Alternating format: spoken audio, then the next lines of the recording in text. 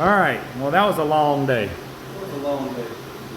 But this was a build that we handled the whole thing, so it's worth it to make sure that it goes out a good, complete, finished project. It's nice to have a build that we started from the beginning, you know, because we just do things like we like them, you know, so it's kind of nice every now and then to get one start to finish. But this is Alex 03 Silverado.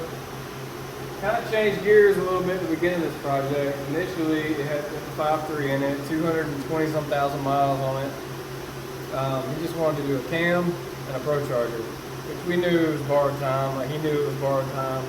Just wanted to put it on there, get that settled, kind of like a stage 1 build, and then come back later on, build a motor for it, and go from there. So when we pulled the camshaft out of the 5.3, the number 3 cam bearing came out with it.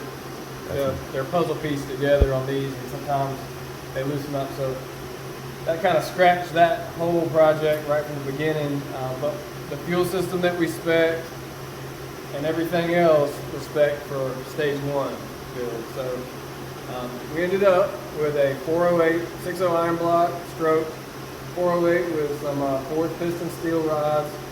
So 10.5 to 1.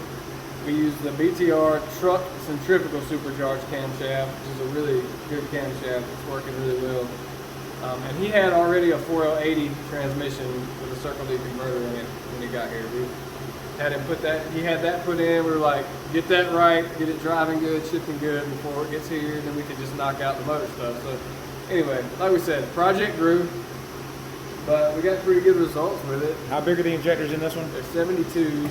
Yeah, and we have I shouldn't have. We have a DeWorks fuel system front to back. So it has a DW400 fuel pump in the tank, return style.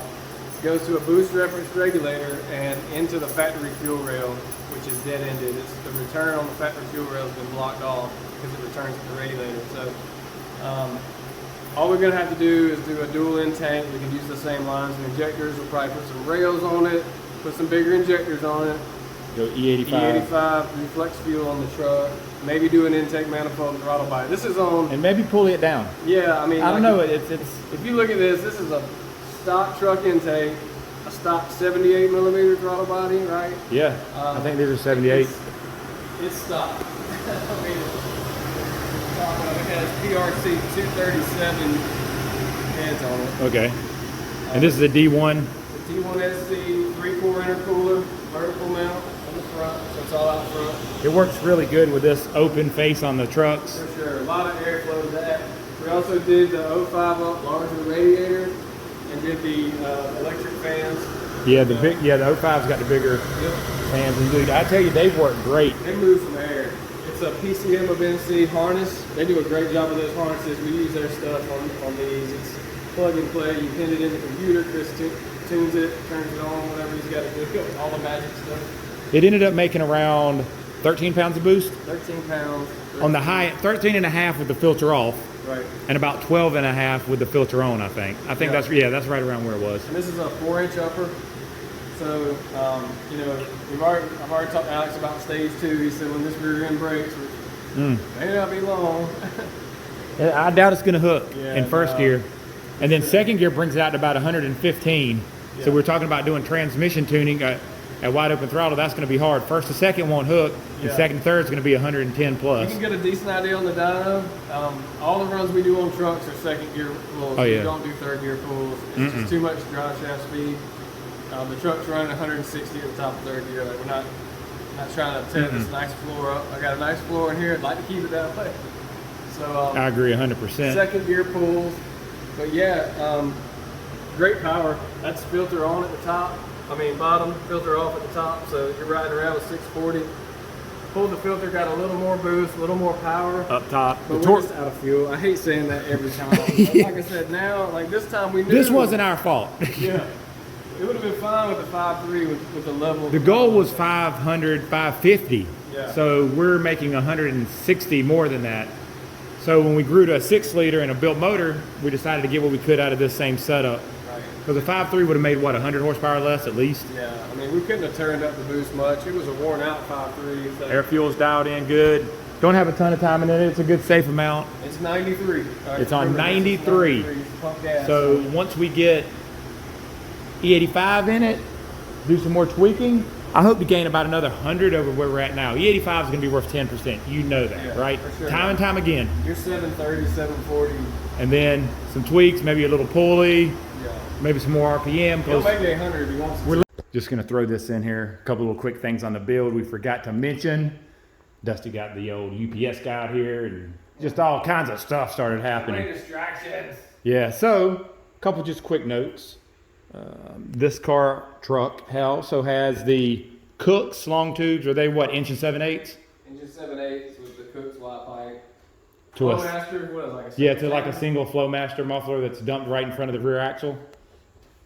And we did totally tune this truck in mass airflow. Then I disabled the mass airflow and totally tuned it in speed density.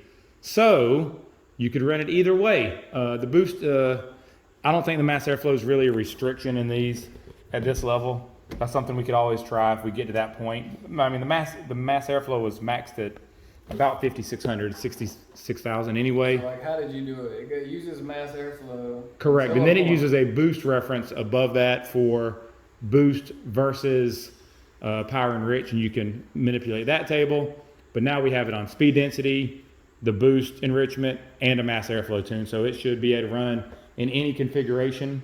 The mass airflow is the way I would recommend it, as that's the first way we did it, and the most air fuel is dialed in the best on that. But anyways, is there any other things you can think on the truck? Mighty Mouse catch can. Mighty Mouse catch can. We always do those. Those are really Wild great. catch can with the cylinder head mount right there. And after we got it dialed in, the filter only cost us about 20. Yeah, so which not is huge. Pretty decent. That's a big filter though. It is a long filter, and this is different on some of the trucks. Dusty found out, or not found out, but got from ProCharger. I guess it's because of this. You think? Is that why? Vacuum pump. Not all the trucks have a vacuum pump factory, and so the angles at the original inlet, it would put the filter all into the vacuum pump. So, Gotcha. I had to cut a little more angle on the boot for now. Yeah, actually, if the video earlier, I don't think you got this in there, but this has actually been changed since we started the dyno today. Yeah. So didn't make any power difference. And after I tuned in speed density, we went ahead and did one more pull, made exact same power, just to make sure that the air fuel was still going to be good. You know, so it's a very well put together piece now. And now I think we are done for today. Not 2 for Tuesday today. We spent all day on this one, but hey, like I said, when we have a car that's our build, we have to make sure it's good from top to bottom. Top to where? Bottom. I was gonna just let that ride too, but now I'm gonna keep it in there. Top to bottom. Top to bottom. We ain't even had a Modelo yet. Yeah, it is that time. 5 o'clock. So anyways, now, until next time, thanks guys. Thanks for watching.